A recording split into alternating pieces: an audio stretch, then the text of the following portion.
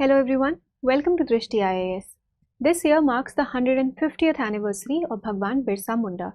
So let's see what the Ministry of Tribal Affairs is doing to celebrate this. So the Ministry of Tribal Affairs, in collaboration with TriFed, is organizing a national tribal painting exhibition which has been titled Aadi Chitrakala. Now this year is the 150th birth anniversary of Bhagwan Birsa Munda, also known as Dharti Abba, and the anniversary is on 15th November. In fact, the complete fortnight, November 1 to November 15, is being celebrated as the Tribal Pride Fortnight, and under this only we have the tribal painting exhibition which is starting today, November 10, in Mumbai. Now, we know that every year November 15 is celebrated as what? Janjati Gaurav Divas. Janjati Gaurav Divas, or the Tribal Pride Day. So this was announced that November 15 will be celebrated as the Janjati Gaurav Divas was announced in 2021, and since then every year the government comes up with something to commemorate this entire event, to commemorate the birth anniversary of Bhagwan Birsa Munda. So before we see what is unique in this year's exhibition, let us quickly revise who was Dharti Abba.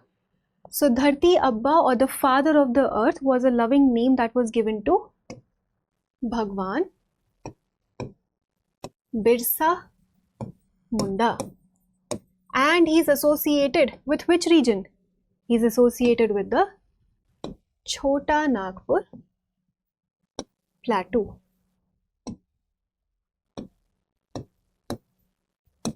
Now he led a very famous tribal revolt. He was a famous tribal freedom fighter.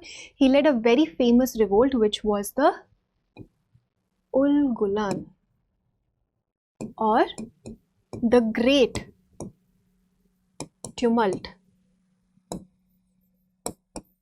or the Munda Rebellion.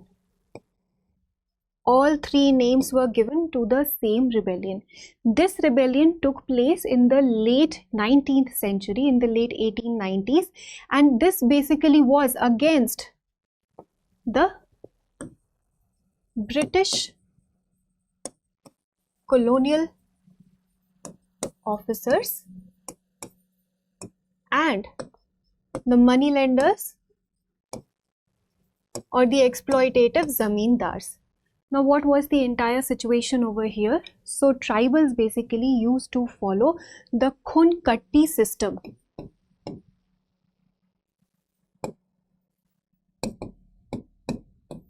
This Khun-Katti system was a communal land holding system, which basically meant that a piece of land is going to belong to a group of individuals. No particular individual, like not a single individual, is going to have ownership rights on that land. It is going to be held by a group of individuals,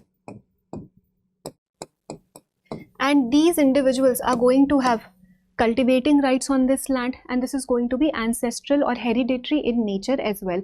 So Khun-Katti system was followed by these tribal people.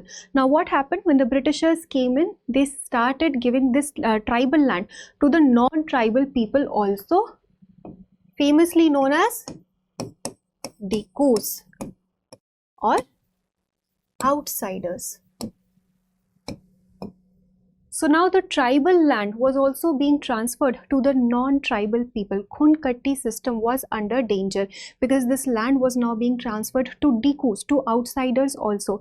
This was the entire problem, and that is when Bhagwan Birsa Munda, he rose to leadership and he organized all these tribal people together and turned it into a revolt. Now these people started revolting against this transfer of land, transfer of tribal land to non-tribal people, and these non-tribal people were basically British colonial officers, or the zamindars or moneylenders, or even Christian missionaries for that matter. So all these things were happening, and finally, as a victory of this revolt, the Chota Nagpur Tenancy Act was passed in 1908.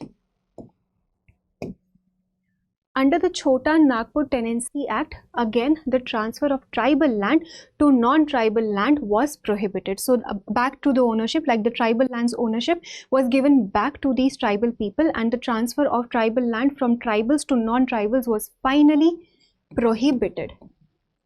In fact, this forms the landmark today as well, right now also, like today in modern India as well. Tribal land cannot be transferred to non-tribal people. So this Chota Nagpur Tenancy Act also forms as a base or a landmark for these kinds of laws also. So this is why Bhagwan Birsa Munda was very famous. In fact, he's worshipped in that region because he was a celebrated tribal freedom fighter. Now let's see what is happening in this year's exhibition. What is the highlight?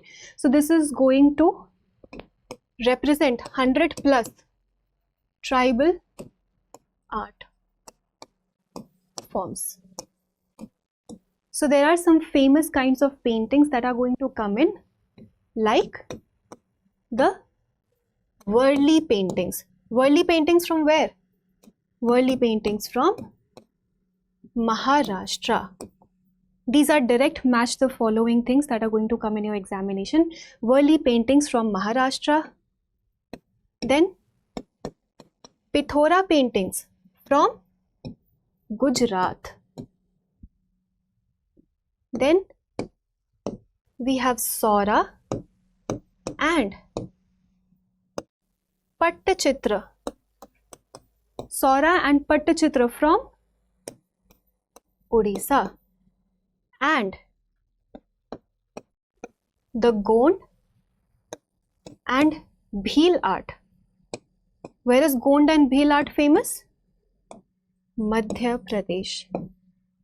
All these tribal arts, these tribal paintings are going to be exhibited in this exhibition, and this becomes very important for your examination as a direct match the following. Worli from Maharashtra, Pithora from Gujarat, Gond and Bhil from Madhya Pradesh, and Saura and Pattachitra from Odisha. So this is what's happening right now. The exhibition has already started on November 10. It is happening in Mumbai. So that was all for today's video. I hope you were able to revise the elements of history also in this session. Now let us look at a practice question for prelims. Consider the following statements regarding Birsa Munda and the Ulgulan movement. 1. The Ulgulan movement was primarily aimed at restoring the traditional Khundkatti land system of the Munda tribes. 2. The movement opposed the entry of outsiders or Dikus, missionaries and exploitative landlords in the Chota Nagpur region. 3. One of the outcomes of the movement was the enactment of the Chota Nagpur Tenancy Act 1908, which restricted the transfer of tribal land to non-tribals. Which of the above statements is or are correct? 2 only, 1 and 2 only, 2 and 3 only, 1, 2 and 3. Please attempt this question and provide your answers in the comment section. Thank you for watching. For more informative content, like, share and subscribe, and do not forget to press the bell icon to get the notifications.